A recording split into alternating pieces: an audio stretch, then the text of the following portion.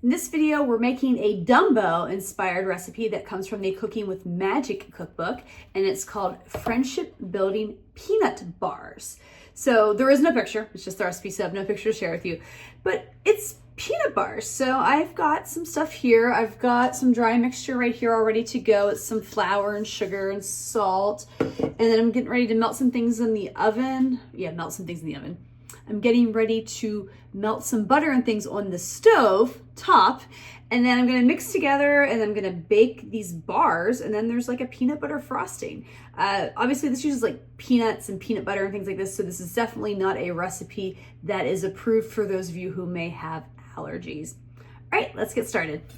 Okay, so here I'm melting some butter on the stove, as it tells me to do, and it's just about melted, and once it's melted, I'm going to be adding some water and some peanut butter to this mix.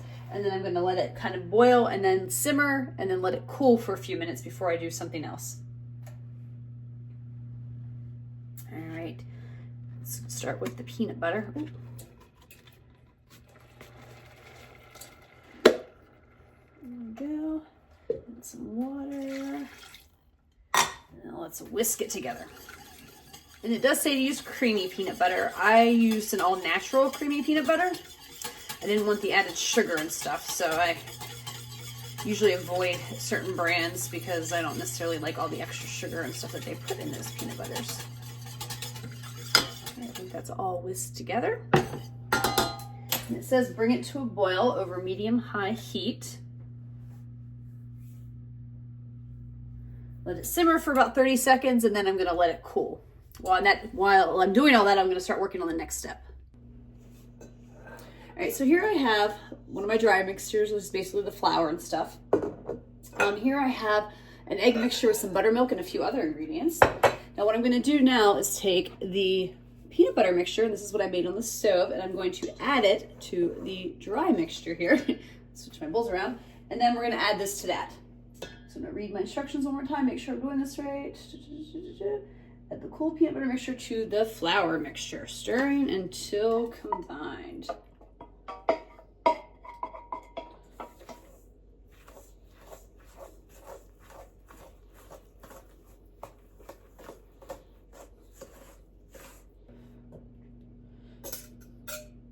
This is to whisk it in. Let's whisk this together. So the last step to this is I am to put in these are crushed peanuts. So let's stir those in. So this is just a greased pan here. And more in line side here. All right, pour this in. Okay. All right. So I'm going to bake this for about 15 minutes or so, and then I'm going to pull it out. I need to let it cool, and then there's a frosting I need to make. All right, time to make the frosting. So in my bowl here, I have powdered sugar, some butter, peanut butter, and I think another ingredient. Again, I never give out the exact recipes out of respect for copyright in the books. But now I'm going to make the frosting. And to put the frosting on the stuff. And it says to still do it while it's still a little warm, so that is what I'm going to do.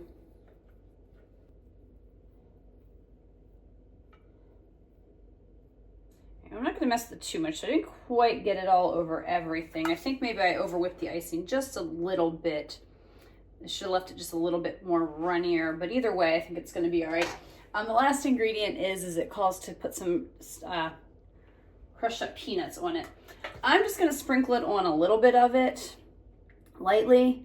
I like nuts. Obviously, I like peanut butter. I snack on nuts. But there's something that I'm just not always a big fan of them in my desserts is like toppings, you know what I mean? So I'm gonna leave a little section kind of a little nut free. Just do a little bit over here with these.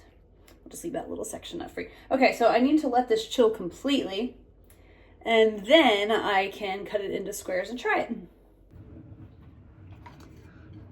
All right, it's taste test time. I cut out one of the bars. Let's give this a whirl.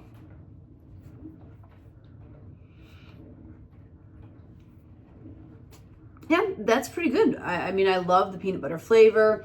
The cake is nice and moist. The frosting works well with it. It's not too sweet or anything like that. It's not overwhelmingly peanut butter flavored. Like, it's definitely there. It's definitely peanut butter, but it's not a lot. But yeah, so far, really enjoy it. As always, I am going to eat more of it, kind of see how it progresses over a couple of days, and then I'll be back next with the final thoughts and reviews. Time to summarize and review the friendship building bars that you just saw me put together and taste test. I really did like these. I thought these were really quite yummy and tasty, but I mean, I love peanut butter. Peanut butter. I love peanut butter. It's one of my favorite go-to snacks or foods. You know, I think I've loved it ever since I was a kid. So it's a really strong flavor. Obviously, if you don't like peanut butter, then this is not the recipe for you. But for me, I really did enjoy it.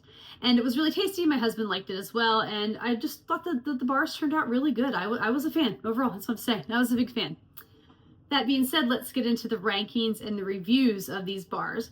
So first, I rank the ingredients, and that is on a scale of 1 to 5, with 1 being lower, easy to find ingredients, and 5 being harder to find and more expensive ingredients. So I'm going to put it like a 2. I mean, it could almost be a 1.5. The most expensive thing is really, is the ingredients, you know. Nothing super pricey, but you do have to buy peanuts and I think buttermilk. So there's a couple things that you might not have on hand that you have to go purchase. And a couple of those things aren't super expensive, but nuts are kind of pricey sometimes, I think. I think peanuts, though, tend to be a little less expensive compared to some other nuts out there. So I'll give them that in that favor. But again, it's just, you know, there's a lot more things involved than just, you know, a couple of ingredients that you might have on hand. Difficulty level on a scale of 1 to 5, with 1 being easy and 5 being hard.